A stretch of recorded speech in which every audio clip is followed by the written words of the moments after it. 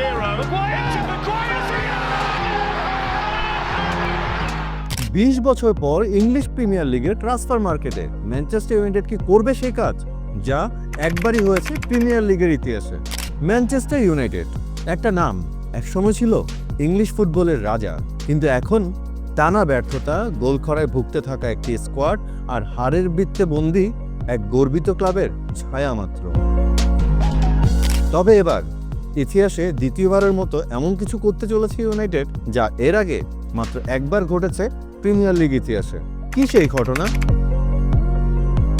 বছরের পর বছর ধরে ম্যানচেস্টার ইউনাইটেড খেলোয়াড় খুঁজেছে ইউরোপের বিভিন্ন ঘরোয়া লিগ থেকে। জার্মানি, নেদারল্যান্ডস, স্পেনের ঘরোয়া লিগ থেকে একের পর এক খেলোয়াড় কিনে এনেছে, কিন্তু ফলাফল একটার পর একটা খেলোয়াড় ফ্লপ। কখনো মানিয়ে নিতে পারেনি খেলোয়াড়, আবার কখনো চাপ সামলাতে পারেনি ইংলিশ প্রিমিয়ার লিগের। ফলে দলটি ব্যর্থ হয় ট্রান্সফার মার্কেটে, আর মাঠের ফলাফলে মিলে হতাশা। তবে এবার নতুন কোচ রুবেন আমরিম যেন সেই চক্র ভাঙতে চান। তার অধীনে ম্যানচেস্টার ইউনাইটেড তাকাচ্ছে প্রিমিয়ার লিগের প্রুভেন গোল স্কোরারদের দিকে। এবার ম্যানচেস্টার ইউনাইটেডের ট্রান্সফার মার্কেটের বাস্তবতা খুবই কঠিন। সর্বশেষ প্রিমিয়ার লিগে দলটি পয়েন্ট টেবিলে ছিল যাচ্ছেতাই অবস্থানে। দলটি এবার খেলবে না চ্যাম্পিয়ন্স লিগ বা ইউরোপের কোনো ধরনের প্রতিযোগিতায়। এমন অবস্থায় দলটির ম্যানেজার আমরিম জানান, আমি সেই খেলোয়াড়দের নিতে চাই যারা ম্যানচেস্টার ইউনাইটেডকে ভালোবেসে দলে আসবেন, চ্যাম্পিয়ন্স লিগে খেলার সুযোগ পেতে না। যেই কথা সেভাবেই কাজ। প্রথম চমক ম্যাথিউস কুনহা, যিনি দল বদলের আগেই জানান তিনি ছোটবেলা থেকেই ম্যানচেস্টার ইউনাইটেডের ভক্ত, আর তাই চ্যাম্পিয়ন্স লিগে নয় বরং ওল্ড ট্রাফোর্ডে খেলার জন্যই তিনি রেড ডেভিলস শিবিরে যোগ দিতে চান।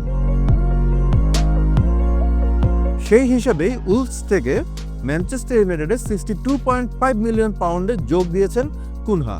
গত মৌসুমে 15 গোল করে কুনহা ছিলেন প্রিমিয়ার লিগের টপ স্কোরার তালিকায় 8 নম্বরে। আর এবার ম্যানচেস্টার ইউনাইটেডের টার্গেট ব্রেন্টফোর্ডের ব্রায়ান এমবেমো, যিনি গত মৌসুমে করেছেন 20 গোল।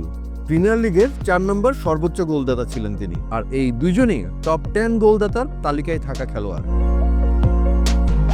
আর এমবেমো এলে ম্যানচেস্টার ইউনাইটেড হবে মাত্র দ্বিতীয় ক্লাব যারা একই ট্রান্সফার উইন্ডোতে টপ 10 গোল স্কোরারদের দুইজনকেই দলে টানে। 2001 সালে এই কাজ প্রথম এবং শেষবার করেছিল টটেনহাম হটস্পার। তারা সেই সময় চেলসি থেকে 11 গোল করা গুস্তাভো পায়েতকে এনেছিল দলে, আর একই সঙ্গে ম্যানচেস্টার ইউনাইটেড থেকে 15 গোল করা গোল স্কোরার টেডি শেরিংহামকে দলে ভিড়িয়েছিল। আর এই দুজনই ছিলেন সেই সময়কার টপ 10 স্কোরার। এরপর 2012 সালে টটেনহাম হটস্পার কাছাকাছি গিয়েছিল একই ইতিহাসের। তারা সেবার ক্লিন্ট ডেমসি আর অ্যাডাবেয়ার সঙ্গে একই ধরনের কাজ করে, কিন্তু অ্যাডাবেয়ার ট্রান্সফারটা ছিল স্থায়ী করা, নতুন সাইনিং ছিল না। আর তাই ম্যানচেস্টার ইউনাইটেড যদি এবার কুনহা এবং এমবেমোকে দলে একসাথে নিতে পারে, তাহলে তারা 23 বছর পর আবারও ঘটাবে এক ঐতিহাসিক ট্রান্সফারের ঘটনা। গত মৌসুমে ম্যানচেস্টার ইউনাইটেডের অবস্থা ছিল ভয়াবহ। প্রিমিয়ার লিগ তারা শেষ করে নেগেটিভ গোল ডিফারেন্স নিয়ে, অর্থাৎ যা গোল দিয়েছে প্রতিপক্ষের জালে তার চাইতে বেশি গোল হজম করেছে দলটি।